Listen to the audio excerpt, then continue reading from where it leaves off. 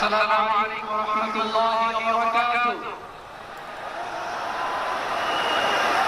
আমাকে আজকের এই জনসমুদ্রকে শান্ত করার জন্য বলা হয়েছে। আমি জানি না আপনারা কি শান্ত হবেন না অশান্ত হয়ে যাবেন।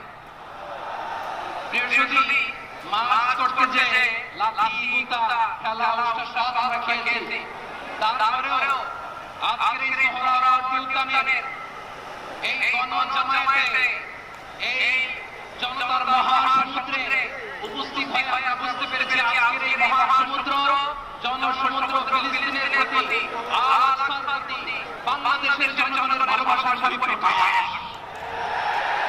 ভৌগোলিকভাবে আমরা ফিলিস্তিন থেকে অনেক দূরে হতে পারি, কিন্তু আজকের এই জনসমুদ্র প্রমাণ করে আমাদের এক একজনের হৃদয় বুকের ভেতরে বাস করে একটা ফিলিস্তিন।